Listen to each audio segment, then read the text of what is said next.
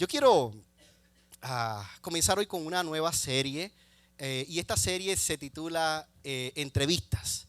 Me gusta porque entrevista la vamos a unir en dos palabras. Entre, que significa entre dos personas, y vista significa que vamos a dar perspectivas diferentes.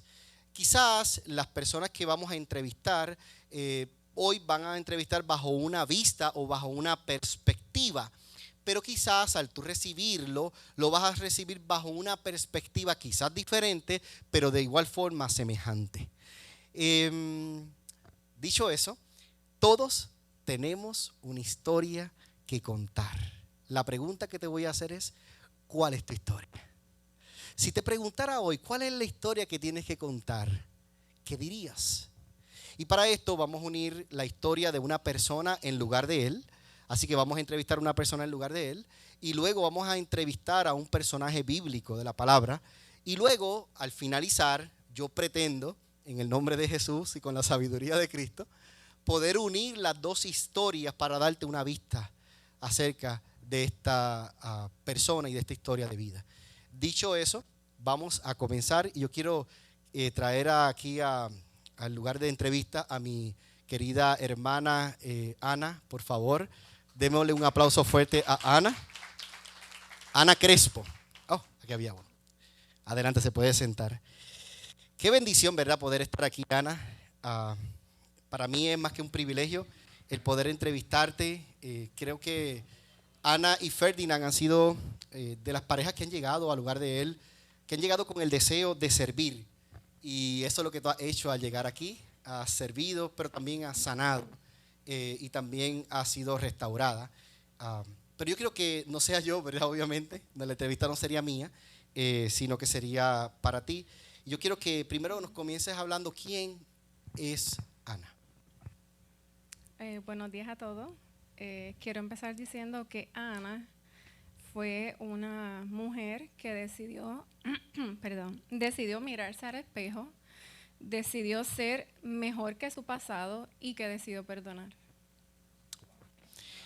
Me gusta esto porque a mirarse al espejo, ¿verdad? El espejo puede decir muchas cosas. La mirada puede decir muchas cosas y eso es lo que ocurre en un espejo. Pero quiero que vayamos a tu juventud, porque en tu juventud ocurre algo. ¿Qué ocurrió en tu juventud o quién era Ana en esa juventud? En mi juventud yo era una joven vacía, con depresión, que decidió un día abrir su corazón, buscar ayuda con una maestra en su escuela superior o high school. Y cuando le conté cómo me sentía en mi hogar, ella me dijo, siento mucho lo que estás pasando, pero lamentablemente yo no te puedo ayudar. Wow. Esto es importante decirlo porque, ¿verdad? Se supone que estemos preparados, no nada más para el área educativa, pero estemos preparados para saber qué está pasando en la vida de nuestros estudiantes, ¿verdad? En los sistemas escolares. Así que ocurrió eso fue lo que ocurrió. Y ¿por qué sentiste ese vacío? ¿Por qué decía, yo sentí ese vacío? ¿Qué te llevó a sentir un vacío? Bueno, me sentía vacía porque sucedían muchas cosas en mi hogar.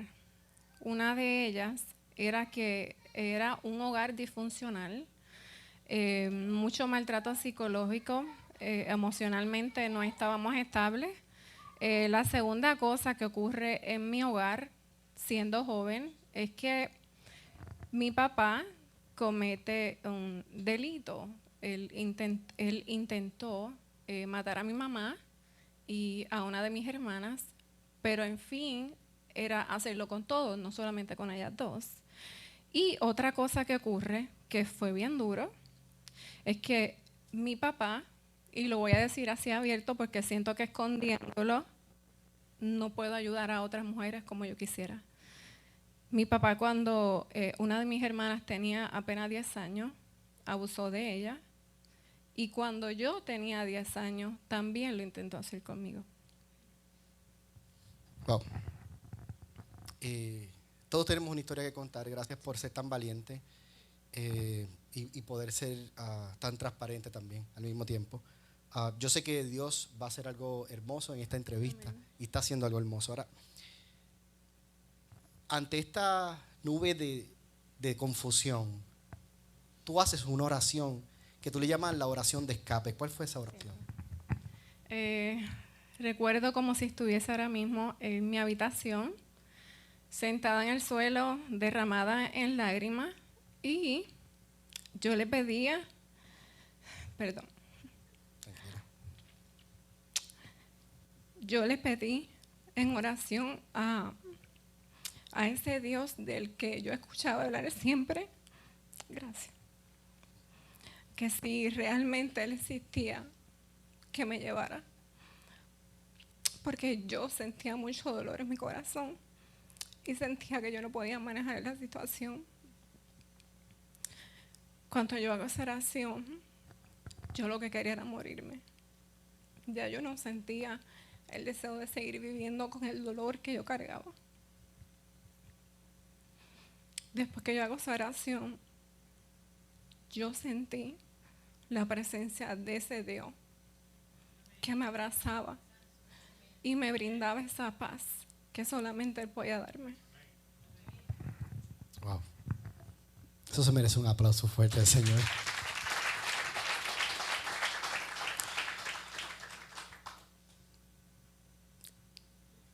Luego de esto, tú tienes que vivir en la vida ahora de alguna forma u otra, ¿no? Es como un equipaje. Él va contigo, Él no te suelta, Él va contigo. Hasta que llegue un punto en tus 32 años que algo ocurre. ¿Qué ocurre a tus 32 años? A mis 32 años tomo la decisión de aceptar a Jesús como mi único Salvador. En una iglesia a la que asistía a través de un pastor, Dios me confirma que en esa habitación Él era el que estaba y que Él me había abrazado y me había regalado la paz que yo tanto anhelaba.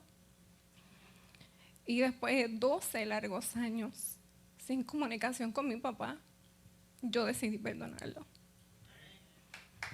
Amén. Una historia de perdón, ¿no? Una historia de perdón. Y se restableció la relación entre tu papá y tú. Y qué bendición, ¿verdad? Porque como lo que obraba para mal, como fue transformado a bien. Y eso es lo que ha ocurrido en tu vida. Ahora, ¿cómo te sientes en lugar de Él desde que llegaste al lugar de Él? ¿Cómo te has sentido aquí en esta iglesia? En lugar de Él me siento como una familia extendida, me siento plena. Y tengo que decir que en una conversación con mi niña de 7 añitos, cuando la traigo de la escuela, me dice, mamá, yo me siento como una familia en la iglesia, en lugar de Él. No somos una familia como sangre, pero me siento tan feliz estando allí. Y para mí, eso es lo mejor que puedo ver en mi hija. Aleluya. Somos una familia extendida. Oyes, somos una familia extendida. Tienes 3 minutos todavía. ¿Quieres decirle algo a la iglesia? Porque yo creo que nos tiene, miren hermano, cuando uno está así de puntilla así en la silla, es que está aprendiendo. Ya yo estoy casi de puntilla aquí en la silla. Así que quiero que tomes este momento. ¿Qué tú le puedes decir a las personas que han vivido maltrato físico? También tú has mencionado maltrato psicológico, que en un momento dado tú te sentiste que te humillaron, se sentía la humillación y de pronto decidiste perdonar, pero ¿qué le puedes decir ahora? Bueno, primero quiero decir a todos los padres que tienen jóvenes o niños que estén muy pendientes a lo que ellos hacen, cómo se sienten, pregúntenle siempre cómo se sienten, porque yo no tuve eso, pero yo me aferré al Dios del que yo escuchaba. Si yo no me hubiese aferrado a ese Dios del que tanto yo escuchaba, hoy yo no tuviese una historia que contar. Y hay mucha gente hoy que pierde su vida porque no tiene a alguien que le escuche o alguien que esté pendiente a ellos. La juventud es difícil, pasamos muchas cosas difíciles, pero si usted conoce a alguien que ha pasado lo que me tocó a mí, no se quede callado, ayúdele, abra su corazón, búsquele ayuda, háblele de la palabra, pero no lo deje ahí, porque pasamos por momentos difíciles y a veces no sabemos cómo manejarlos y simplemente nos encerramos y nos hacemos más daño. Muchas gracias. Un aplauso fuerte, por favor, a Ana.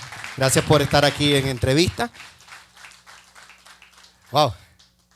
Hermanos, si esta fue la primera, quiero decirles que la palabra enseña en Segunda de Reyes, capítulo 17, la caída de lo que se conocía como Samaria. Samaria era la capital del reino del norte de Israel y tristemente cae. Vamos a leer la palabra en Segunda de Reyes 17, del versículo 1 en adelante hasta el 6. Dice: en el año 12 de Acaz, rey de Judá, comenzó a reinar Oseas, hijo de Ela, en Samaria, sobre Israel, y reinó 9 años. E hizo lo malo ante los ojos de Jehová, aunque no como los reyes de Israel que habían sido antes de él, sino que versículo 3 dice: contra este subió Salmanasar, rey de los asirios, y Oseas fue hecho su siervo y le pagaba tributos.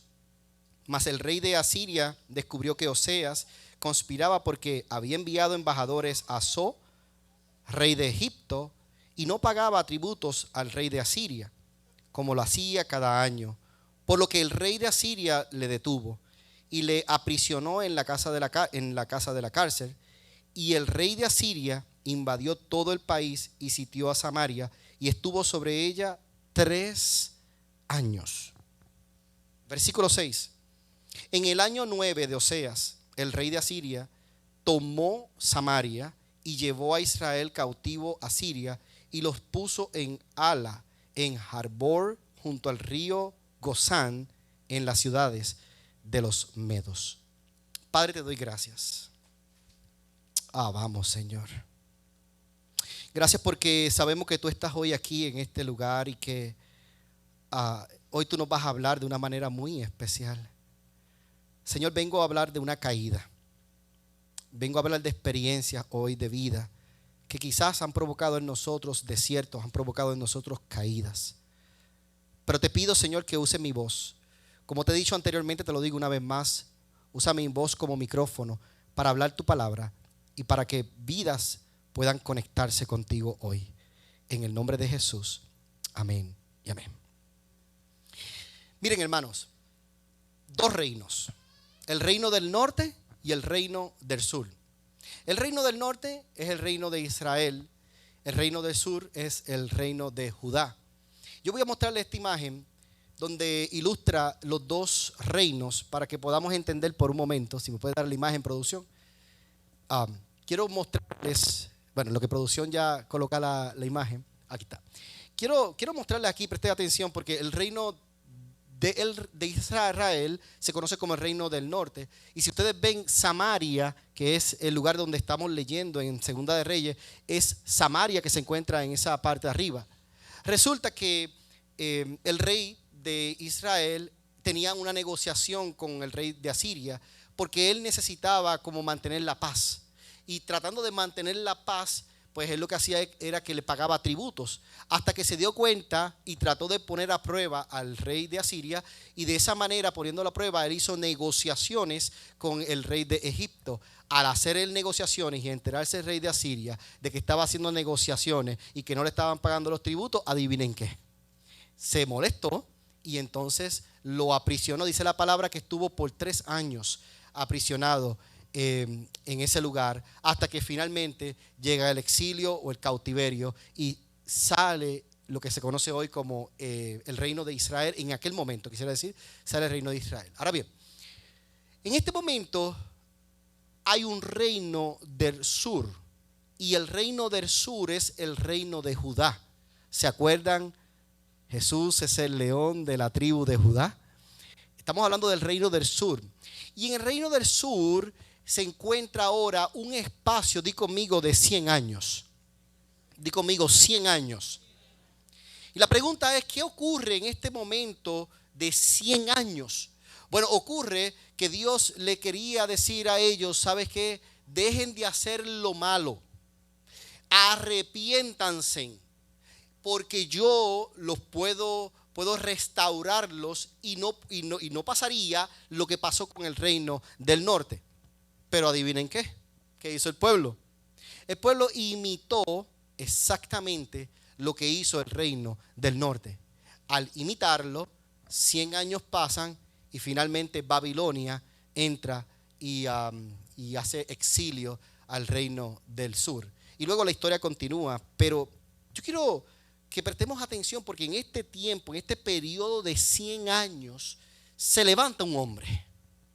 En este periodo de 100 años se levanta un hombre llamado Isaías.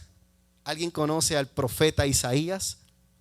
Y yo quiero hoy traer a Isaías a esta entrevista porque hay cosas que de Isaías debemos hoy aprender que quizás nos van a ayudar a nosotros a entender los tratos de Dios con cada persona.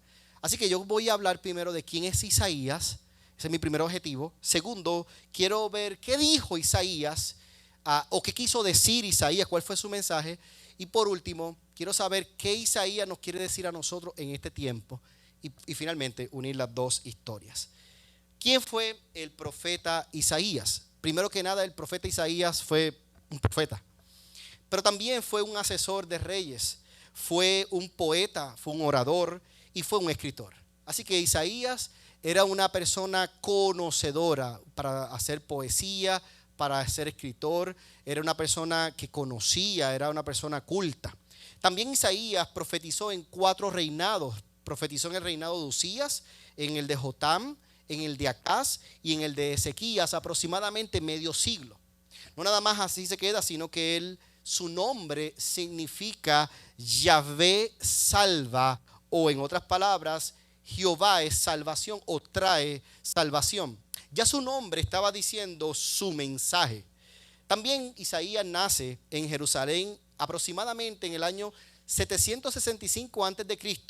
Y es interesante porque él fue el hijo de Amós, el hermano del rey Amasías. ¿Y esto qué quiere decir, pastor? Quiere decir que al ser hermano de la realeza ya se conceptúa como alguien de la nobleza. Por eso es que Isaías y el rey Usías eran primos. Y al ser primos y al enterarse Isaías que su primo muere, por eso fue que le dolió mucho en su corazón esta muerte. También el profeta Isaías es reconocido como el más grande de los profetas mayores. Dentro de ellos se encontraba Jeremías, Ezequiel y Daniel. Y aún también se le da un nombre a un libro llamado Lamentaciones como parte de estos profetas. Ahora, algo interesante es que se le conoce como el profeta evangélico. ¿Y por qué evangélico? Porque él literalmente él hizo la historia completa, él pudo dar la historia completa del Mesías que vendría al mundo. Por eso es que se le conoce como el profeta evangélico y también se le conoce así porque él habló de la gracia de Dios para ese momento. Creció en un hogar aristocrático y se casó con una profetisa y tuvo 2 hijos. No nada más aquí se queda, sino que fue contemporáneo con los profetas Amós, Oseas y Miqueas. Y a sus 25 años de edad, Isaías recibe una visión donde Dios le dijo al joven que lo iba a utilizar, era el llamamiento. Y esta expresión que muchos de nosotros conocemos, Dios puso carbón encendido en los labios del profeta. Eso se encuentra en Isaías 6 del 7 al 9. Y de esa manera comienza su llamamiento. En el año que muere el rey Usías, comienza él a profetizar. Escribió el libro que lleva por su nombre. Aunque muchas personas piensan que no lo escribió del todo Isaías, yo pienso que sí lo escribió del todo. Soy de los que cree que sí lo escribió completo.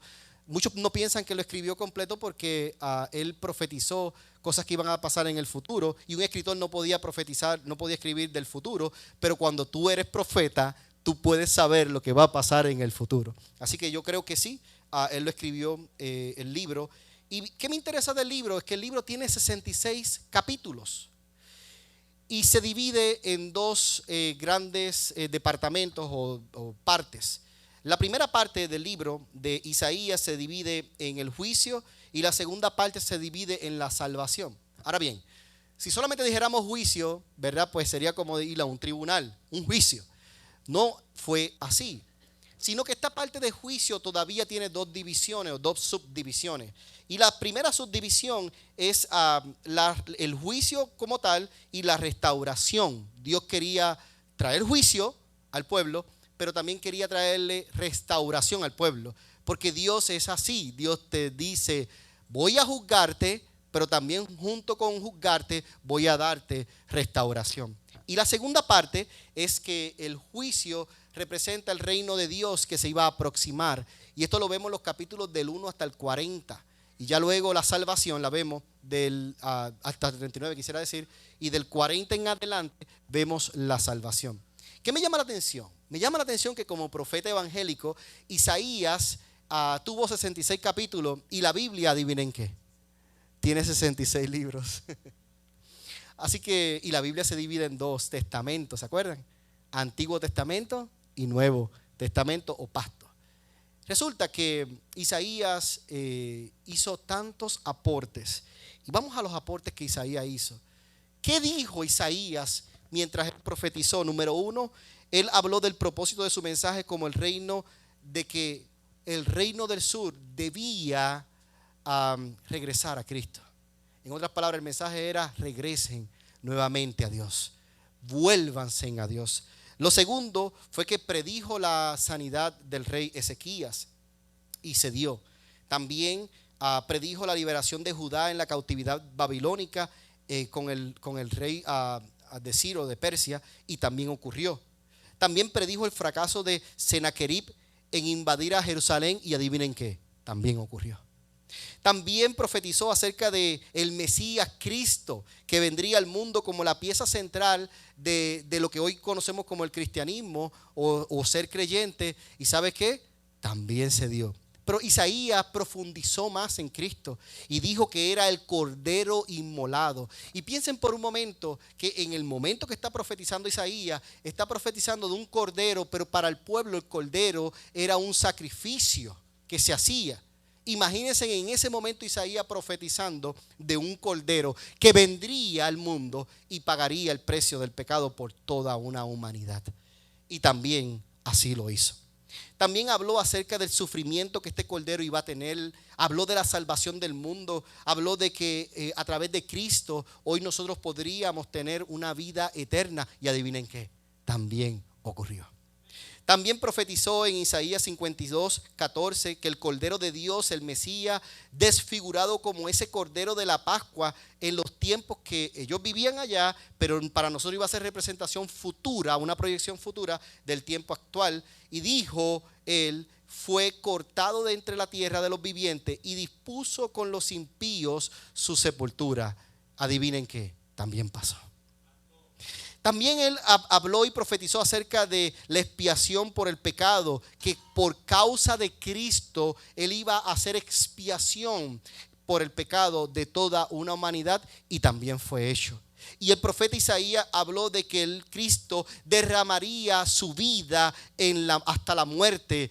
Profetizó que un día él tendría que morir, y por causa de esa muerte todos los que creyeran en él un día recibirían vida. ¿Y sabes qué pasó? También ocurrió. Así que el profeta Isaías predijo que Dios enviaría a su hijo, no tan solo hijo, sino que enviaría a su unigénito Hijo de Dios. ¿Y sabes qué? Jesús vino al mundo, Jesús caminó en el mundo y Jesús murió por nosotros, y también así lo hizo. Y finalmente, después de profetizar tanto Isaías muere. La historia de Isaías relata de un hombre que creyó en el Señor. Relata la historia de una persona que le creyó al Señor. Pero sus últimos días de vida aquí en la tierra no fueron fáciles. La palabra registra que fue asesinado bajo el gobierno del rey Manasés al ser cortado en 2 pedazos por una sierra de madera. Si hoy yo le pudiera preguntar a Isaías: ¿te arrepentirías de lo que hiciste? Aún en tus últimos momentos de vida, ¿te arrepentirías? Yo te aseguro que Isaías te diría: no me arrepiento. Porque hoy por hoy, todo lo que él profetizó todo se dio. Todo fue real. ¿Y esto qué me dice a mí? ¿Qué me dice a mí hoy Isaías? Isaías me dice que sí existe un Cristo vivo, que puede transformar la historia tuya hoy, si hoy le abres tu corazón al Señor. Miren, hermano, permítame hablarte de un desierto. Y es que hoy yo quiero hablar de florecer. Y estos últimos minutos que me quedan, yo quiero que tú entiendas, y por favor, si has llegado ya hasta esta parte del mensaje, yo te voy a pedir que abras tu corazón ahora. Porque yo quiero hablarte de florecer. Pastor, ¿por qué florecer? Resulta que hay un desierto que se llama Atacama. Di conmigo, el desierto de Atacama. ¿Hasta dónde queda eso? Su casa lo conocen. Bueno, el desierto de Atacama está en Chile. Aquellos que son chilenos, que conocen personas que son chilenas. ¿Qué es este desierto? Este es el lugar más seco del planeta Tierra. Es el lugar donde por tiempo, de tiempo en tiempo, dame la del desierto por favor. Es el lugar de tiempo en tiempo ocurre un efecto que se llama el desierto florecido. Ojo acá, miren esa imagen. Esta imagen representa el desierto florecido y posiblemente pudiera ser, no voy a decir que sea, pero posiblemente pudiera ser el desierto de Atacama. Ahora bien, de 6 años a 7 años ocurre este fenómeno que de ver todo un desierto, ahora vemos un esplendor florecido. Y es que hay una flor que sale en ese momento y de septiembre a noviembre está saliendo. De hecho, quiero decirles que ahora mismo se está dando este efecto allá. Ahora bien, la Biblia habla acerca, y en Isaías lo podemos conseguir, la Biblia habla acerca de Isaías 35, se alegrará el desierto y la soledad. El yermo se gozará y florecerá como la rosa. Florecerá profundamente, dice la palabra, y también se alegrará y cantará con júbilo. La gloria del Líbano le será dada, la hermosura del Carmelo y de Sarón. Hay una flor que se llama la flor de Sarón o la rosa de Sarón.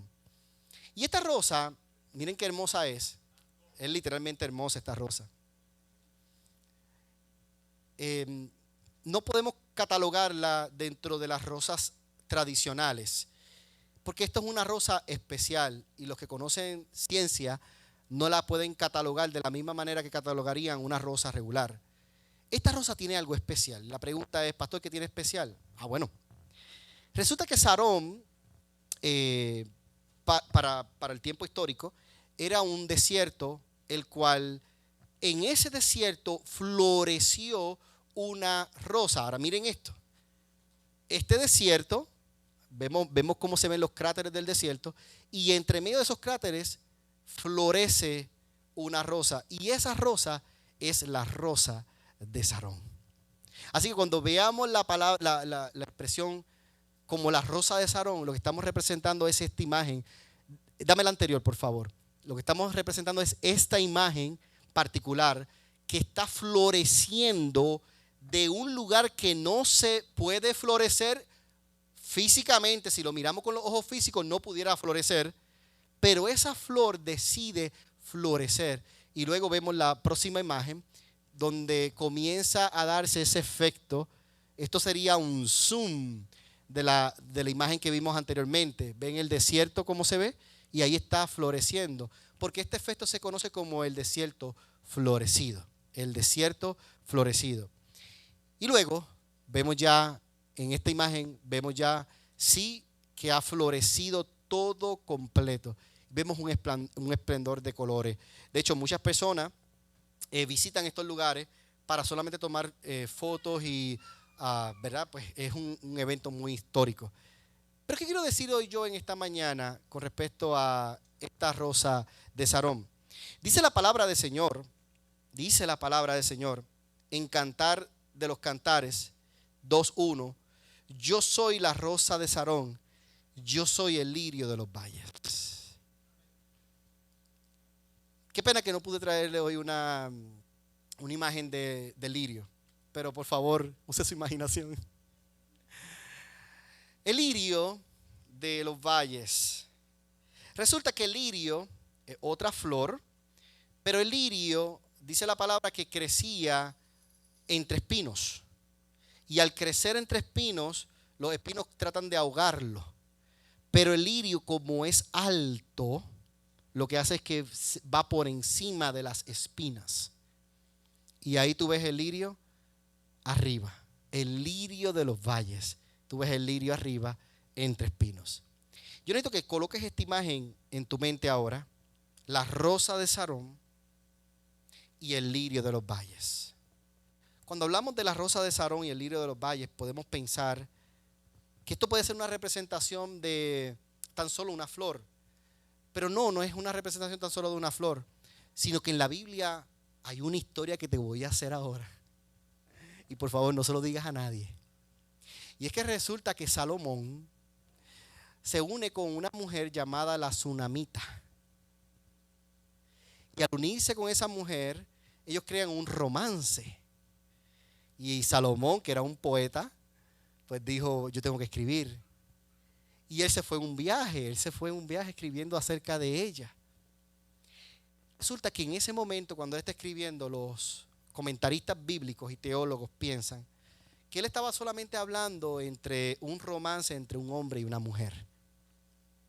Pero cuando se analiza el texto real y se le da el significado correcto, era mucho más que un hombre y una mujer, era un esposo y una esposa. Y aquí viene la pregunta, entonces, ¿quién es la que habla o el que habla? Pues muchos pensaban que el que hablaba o la que hablaba era la esposa hacia el esposo diciendo, yo soy la rosa de Sarón, yo soy el lirio de los valles. Pero cuando analizamos a profundidad el texto bíblico, no podemos decir que fue la esposa al esposo.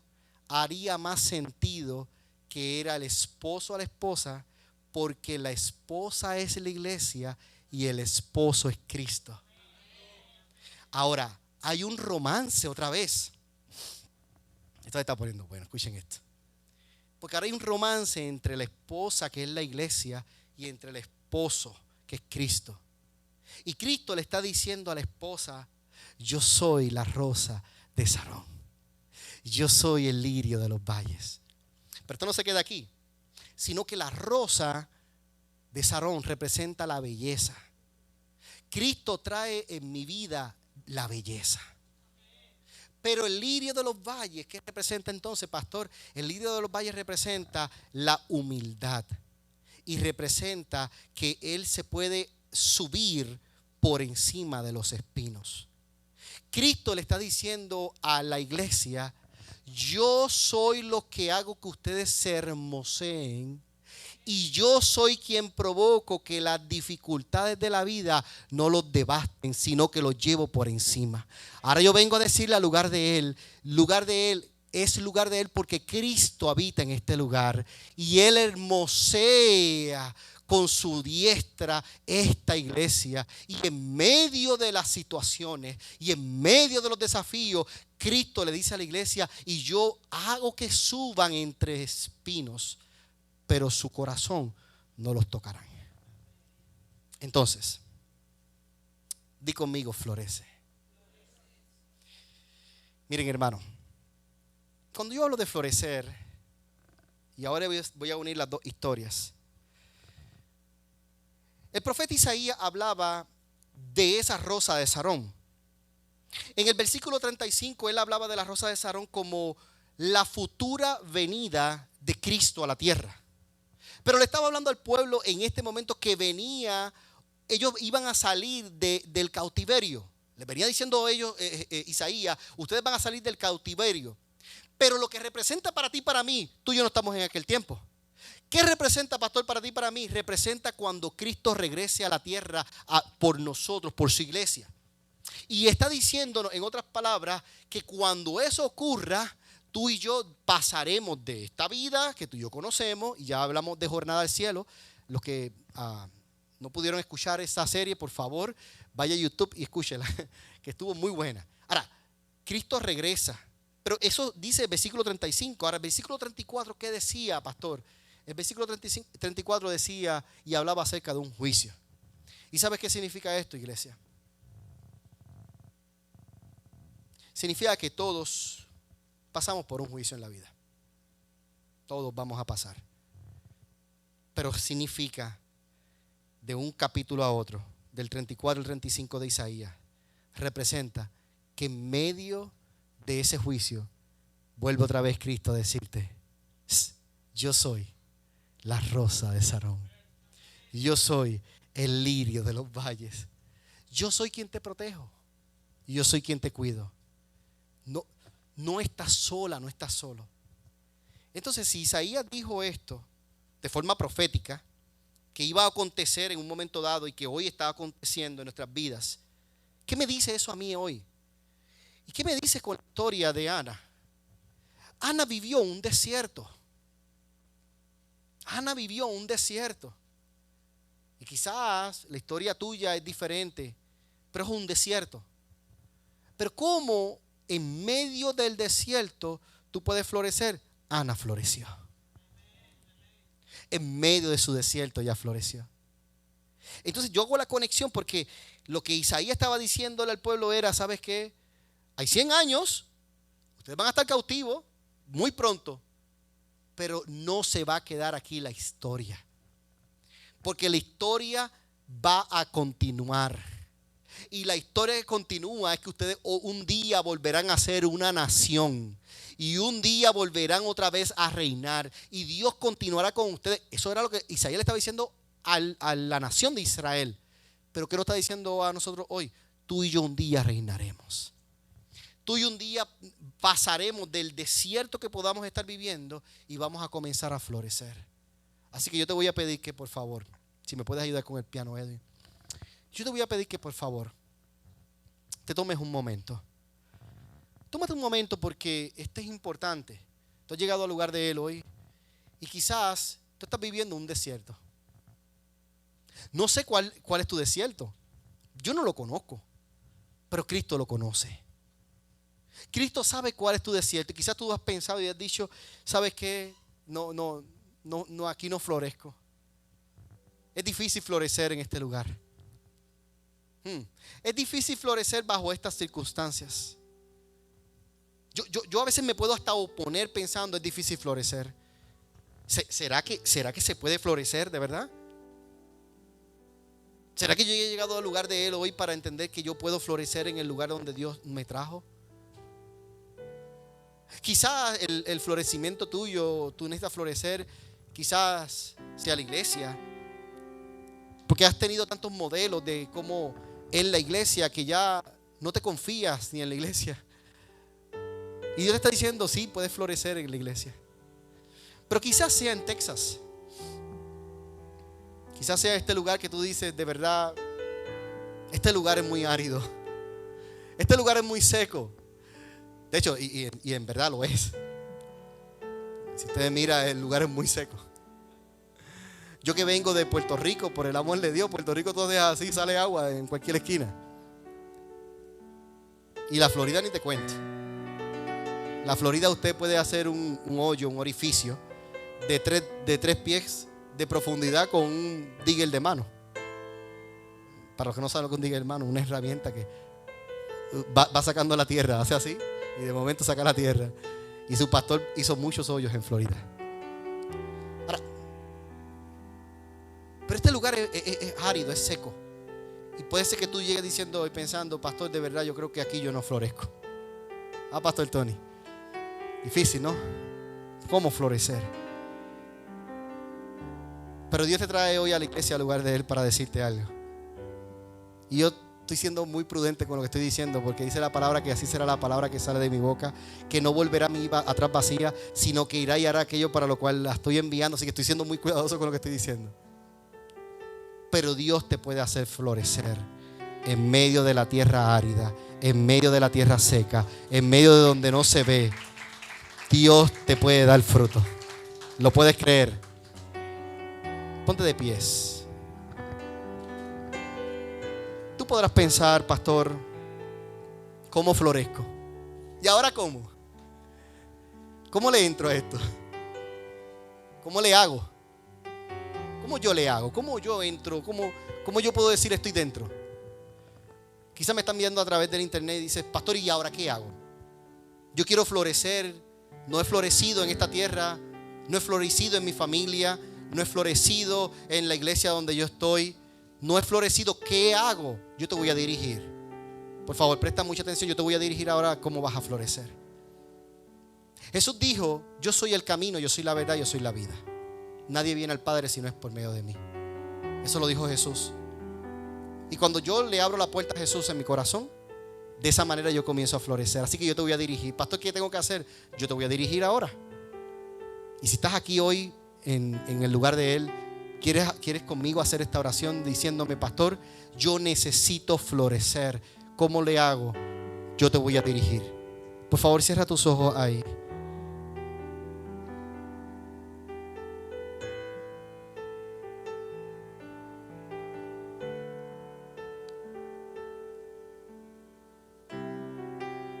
Permite que el Señor te visite en esta mañana.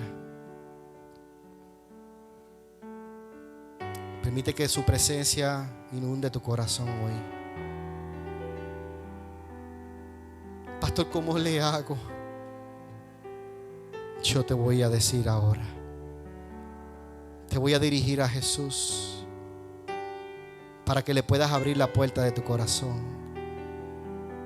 Y de esa manera comenzará a florecer. Repite conmigo, Señor Jesús, te abro la puerta de mi corazón. Te necesito. No quiero seguir viviendo más sin ti. Me arrepiento todos mis pecados y a partir de hoy te acepto como mi Señor y Salvador. Escribe mi nombre en ese libro de la vida que un día se abrirá y yo creo que mi nombre ahí estará. Gracias por amarme, gracias por salvarme y gracias por enseñarme el camino. En el nombre de Jesús.